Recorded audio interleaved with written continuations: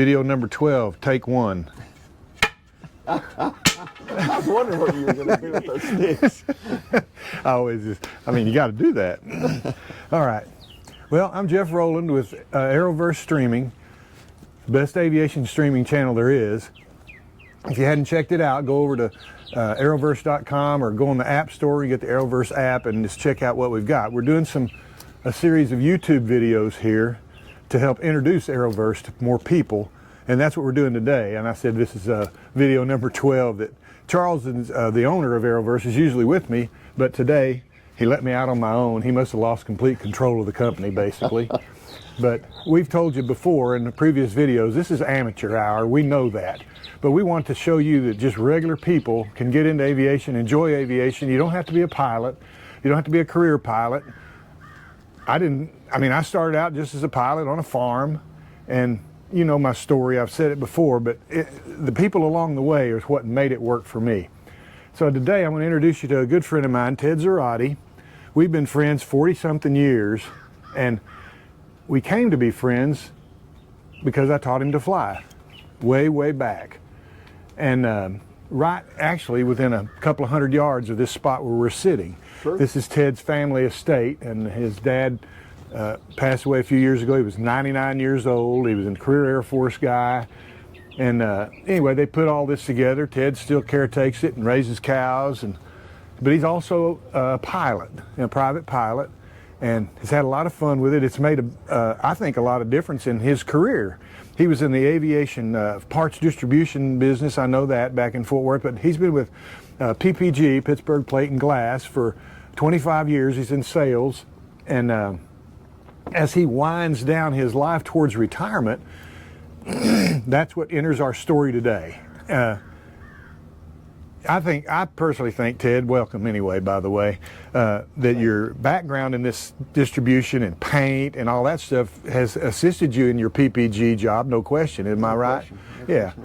I think you specialize in the windshield division now. Windshield and paints and sealants. Yeah, most people out there don't realize how involved a windshield is for say a jet airplane or a space shuttle or anything, even a crop duster. I mean, exotic windshields are, in a word, exotic. I know flying behind them in all the years in airlines, you know, they look real thick and stuff because they are. They're multiple layers of glass and plastic and electrodes and keeps them warm and all kinds of interesting stuff. It's a very big industry. And PPG's been around how long, Ted? Probably 165, 70 years. It's one of the great American companies. It truly is, like Boeing and you know, it's a great American company. It's 70-something thousand, 70,000 employees or something.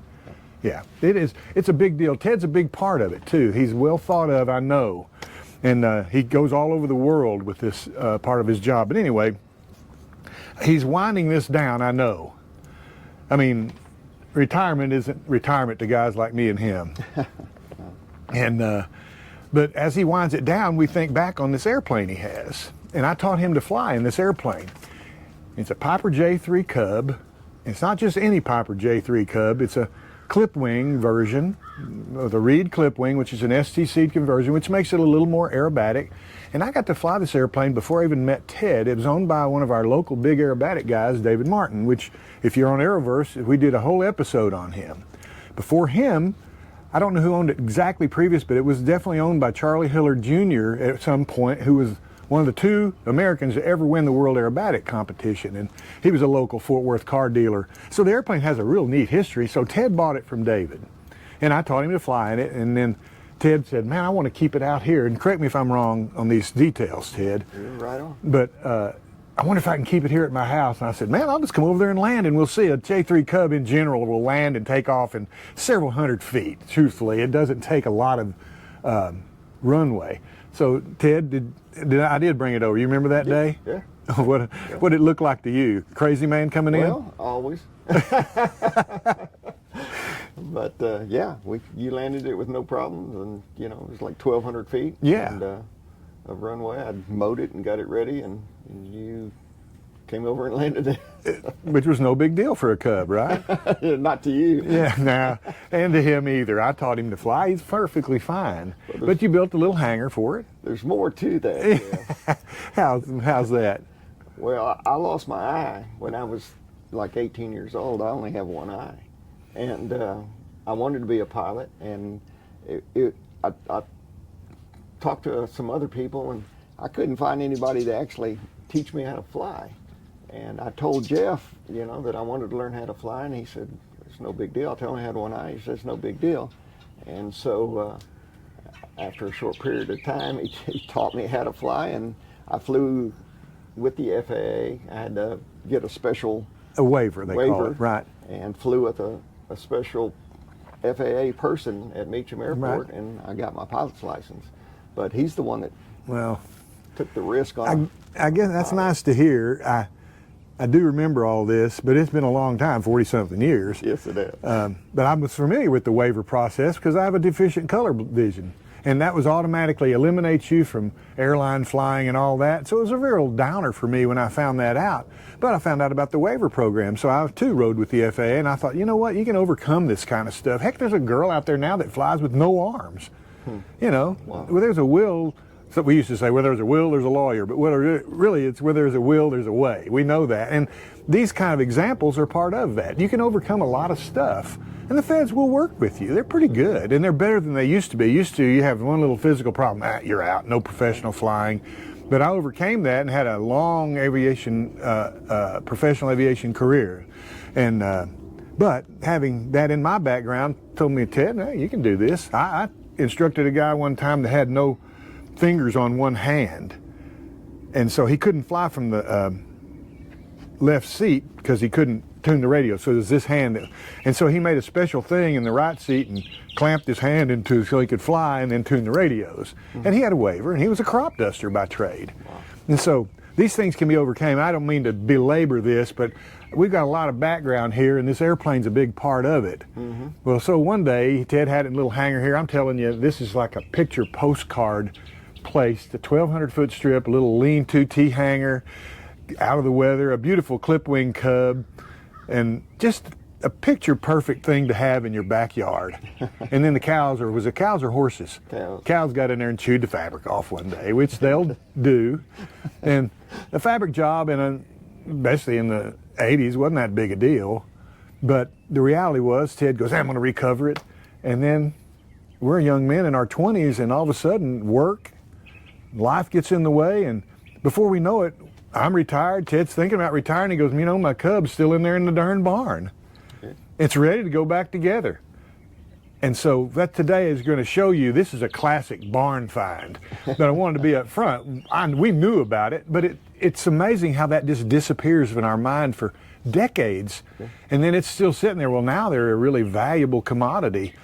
As a project, they're not worth a lot, you know, in the big scheme of things, but as a flying airplane, a clip-wing Cub with this kind of history is really pretty valuable. And on top of that, it's a lot of fun to fly. They're a terrifically fun airplane to fly, I swear. If you're going to have a Cub, it might as well be a clip-wing. And if all things, there's one in my hangar as well. My son bought an old wrecked up Cub several years back. Then he got busy in life. He's in his mid-30s and in professional career, and you know, I said, well, maybe I'll spool up and do Ted's and Max's Cub all at the same time. I'd love to see them back in the air. So me and Ted thought, why not? So what we want to do is we want to walk over to Ted's barn and show you where it's been sitting for 40 years. And then I want to show you Ted's workshop that he's going to redo it in. All he did was take a couple of barns that were here and close in between them and frame it up himself. He's got a car in there right now he's overhauling, but he says, hey, this is where I can rebuild a Cub. I'm like, yes, you can, because I did my Buicker in a dirt floor garage. Remember when we met? Yes, we did. Yeah. And so we're going to show you that today, and then as the work progresses, we'll make more videos and give you the progress. All right, let's go.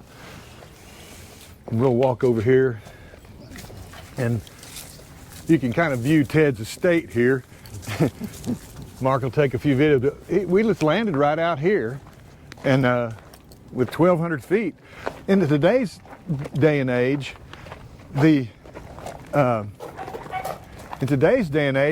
there's so many great airplanes out there that'll operate on 500 feet. It's ridiculous, all these short takeoff and landing Cubs and Carbon Cubs and Huskies. And a J3 is kind of a landlubber compared to some of those, and it'll operate easily.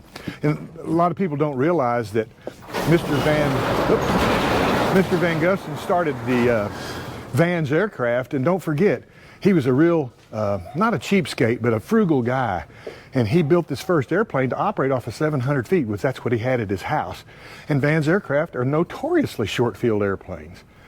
So you don't have to have a lot of room to have your own airstrip. You take this fence out right here that Ted put up, and he's got over 1,000 feet. Holy mackerel, what a great deal. Anyway, typical farm. Ted's got a lot of dogs and cows. It's Jazz. Yeah, he'll bark at us a little bit, but he's harmless. Well, anyway, we walk into one of Ted's barns here, and you can see some of his stuff. He's got a Bobcat and an old Volkswagen Project, and he's a get action guy, gets stuff done. But here's the J3 over here hanging in the ceiling, and we know it's all here because we took it apart flying. Yes, we did. It was an airworthy airplane. He did recover the wings. We'll probably do those again. It won't take long, but the fuselage is ready to really be reassembled. And the engine, Yes. the engine's laying over here, all the parts. It's just going to be a phenomenal project, and it's a kind of little bit of a good history to boot. So this is what a barn find Cub looks like. And if you find one, every part of this airplane now, it's kind of like old cars. We used to have to search the junkyards for cars for your, how old is your Ford? 1950. A 50 model, and I've got a 49 Chevrolet. Those things, you used to have to search the junkyards for parts. Now, they make everything brand new. The same for these. If you want to buy a brand new fuselage, you can.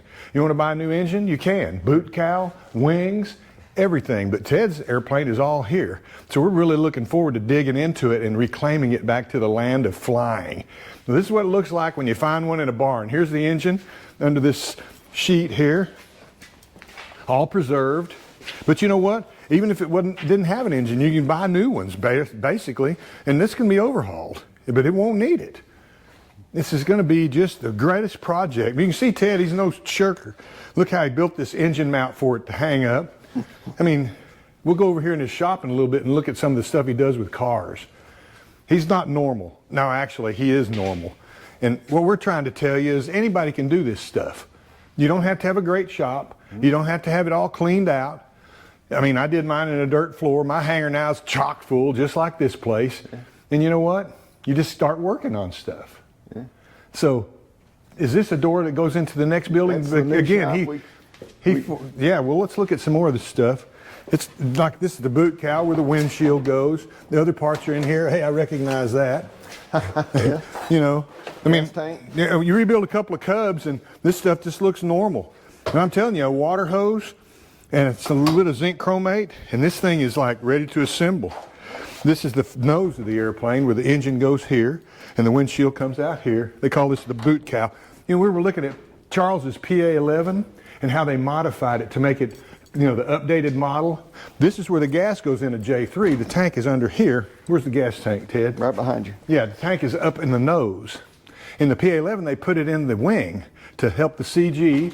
And remember that, I remember mentioning on this PA-11, this part is right here. It doesn't have, and they moved the CG so you could fly it from the front seat or the back seat. When I was watching that. Yeah, and so there's a little difference in J3s, but this is the quintessential great airplane. These are, of course, the wings. See how And shorter they they're are? shorter, yeah. He took a couple of bays off of the end to make the reed clip wing. So it makes it a little more acrobatic. Notice the aileron takes up most of the wing. If you look at the J3 wing, it's quite a bit longer. And it makes it roll better. I use roll better loosely because Cubs don't roll worth a darn. But it does do it, and it is acrobatic, and it's a great trainer and fun airplane. Absolutely great. And we clean these up, and they're basically ready to paint. And it's that close. And you can see Ted, he bought a new sandblaster. We're getting ready for all the good stuff. But you know what? I did my Buicker with a sandblaster I built myself. David Martin's got one he built out of a washing machine. You know, the round thing. Make it I mean, work. just ridiculous. You just make it work. But the beautiful thing about aging, like Ted and I, we're getting older, and we've got a whole career behind us and some good savings. And if we want to buy a new sandblaster for $800 or $900, we just go buy one. Yeah. But I can tell you right now, you don't need to do that. I didn't when I did my Buicker. and he didn't need to either. But this is going to be, all these bins down there have all the extra parts in it. The whole airplane's right here. Yeah, it is. It's ridiculous. The airplane weighs 700, maybe less than 700 pounds complete when it's finished. So there's not a lot of parts involved, you know. So we're looking forward to getting this going. So Ted, take us into your shop over here. Yeah, this is where she's going to. That's right. And again, just between a couple of buildings, he closed this in. And it's like anybody can do this. I know you had a bunch of it done, like your concrete work and stuff, Ted, but do you mind telling us what kind of money you've got in a shop this size? I did it all myself, other than the concrete. You know, I welded it all up, and so you know, comparably, I don't have a whole lot of money. I know it. So. If you had something like this built, it'd probably cost $50,000-$60,000 easily. I'm sure. And it'd take them a whole week to do it, you know. And instead, you did it yourself. And I bet you the most expensive thing you put in was this darn insulation. Yes, it is, but it's well worth it. Yeah, exactly. He's going to put an air conditioner in here, you know, and he's got a full little bathroom. He's making himself a lunch counter bar here. He's got some things coming to hold it up. And, you know, again, Ted has the greatest toys, doesn't he? He restored this old gas pump. There's no telling what those things are worth now. Actually, I found that out in the middle of the field out here. He found it here? In the middle of the field when I was plowing. Isn't that crazy? And so you plowed it up? I plowed up a small portion, and then I started digging and found it, and then I restored it a couple of months Amazing. I mean, that's amazing. This is the kind of stuff you do, and for no reason other than you just like doing it, and that's how you get stuff. That's true. You know, I used to work with guys, and boy, I wish I had that. Well, hey man, throw about a year's worth of work at it, and you can have one too. You know, did it at night a couple of months ago. Yeah, I remember you telling me that. I thought you plowed it up. Who knew? Who would have thought? Yeah. You know, no telling how long it'd been buried. So Ted had the hots for one of these little Chrysler station wagons that were really cool. They came with Chrysler Hemis, and the guy built him an engine for it, and he's fixing to put that in. And there's the engine now. I'm sure you car guys out there will be drooling. I mean, holy mackerel, Ted. It's been fun. Do I see it's got dual ignition? Is that what that is with two plugs? What's going on? This is the first Hemi I've ever built. Wow. A lot of Chevrolets and Fords. Wow. This is the first Hemi. Wow. Ted, you have to open the door for him. Yeah, I went kind of crazy on that. Yeah, check I put this out. Lambo doors hinges on it the other day. And, he just did this the other day. Oh. So, yeah, it's been fun. That's a good question, good way to put it. So, as the Cub project moves into here, and we start cleaning it up and doing some assemblies, we'll get some more videos for you. But I wanted you to see how a plane that's found in a barn does happen. And it isn't that we hid this thing, or he hid this thing for all these years.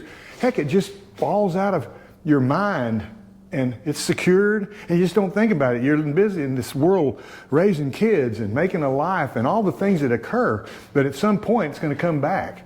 Yeah. And there's more of this stuff out there, lots more of it.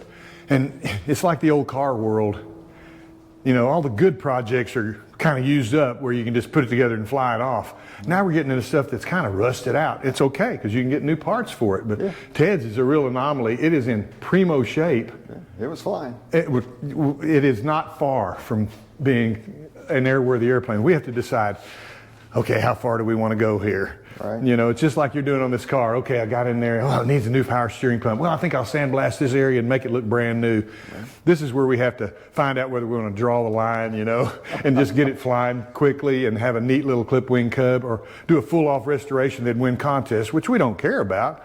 But it's hard not to just get every little piece out with that great sandblaster. Okay, man, prime that up and make it look perfect. But that is what it is. Yeah. And one day you do that to enough parts. And I've found this at several airplanes I've built and restored. One day you're out of parts. Hey, man. Oh, and you look over there and there's a whole airplane. Yeah. Crud. I think I put the wings on it and put some gas in it. We might be able to go flying here. A week later, you do. And so that's what we're looking for in this. Yeah. Anyway, Ted, I know I've done all the talking. I apologize. You have a very interesting story. And I've always been a great admirer of you. You've done some really exotic stuff. One day, Ted was on the 727 I was flying. We didn't even know it. He gets off. Jeff, you know. And that was one of the highlights of my career. I hardly ever saw anybody I knew, but it's really weird when I did. But it's like a real pleasure to have him ride along with me from something like New Orleans or wherever we were coming from, Little Rock or something, back in the 727 days. But I still remember that particular flight because he was on there. And I've always been a big admirer of his. Like I said, he's just a cool guy. He would do anything for me, and vice versa. A quick story: I come over every couple of months, and we have coffee or something, sit around, and try to solve the world's problems. You know, the usual old guy geezer stuff. And I'd been trying to put a propane tank in at my hangar for my generator. All-house generator that became popular a few years ago. And after the big freeze. Right.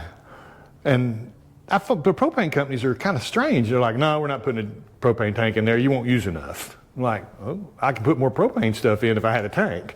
But you're talking, there's no logic. But anyway, I just happened to mention it to Ted one day. I said, yeah, I'm having trouble getting a propane tank. I'm going to have to find one on Craigslist or something. He goes, man, I got one out back you can have. It's half full of gas. I said, well, man, I'll be glad to pay you for that. He didn't take a dime. He wouldn't take anything. It's just ridiculous to have friends like this who do it when I have absolutely nothing to offer them except just be a friend back. So anything he ever needs, I'm here, and vice versa. That's the kind of people in your life that affect you, though. That's true. And he's a big part of my life. Teaching him to fly in that Cub is not an insignificant thing for him, but it wasn't for me either.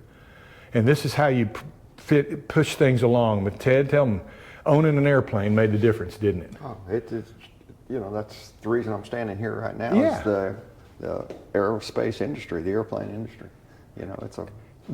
Charles and I talk endlessly about if you want to move forward in aviation, I don't care whether it's in the sales industry and PPG, most of the airplane enthusiasts aren't pilots. Let's face it, it's a popular thing. People love it. Yeah. You want to move forward, Charles and I are like, own an airplane. It puts a hyper focus on your life. Yes, it does. And even that thing sitting out here in the barn, you're an airplane owner. Yeah. And it directed you towards this business. It opens up so many doors. Yeah. It's had, I think, a great career. Oh, it's been a very blessed career. Yeah, without a doubt. Well, I can't think of anything else until we get that thing in here and start beating on it. Well, I'm excited. Yeah, can you think of anything else to add that'll interest our viewers? No. I'll tell you, we'll follow up with some more video when we move it in and how we're going to approach it. But in the meantime, I appreciate you watching. Thanks for checking in on us. Go to aeroverse.com, get the app. It's a great streaming channel. And we've got a YouTube channel to introduce you to it. That's where you'll see this first. But I think you'll want to come over and be on Aeroverse. It's going to be a big, big deal. We've got some great partners, some great videos, and it's just going to get better. So come check us out. I really appreciate you watching today, though. Thanks a lot. Thank you.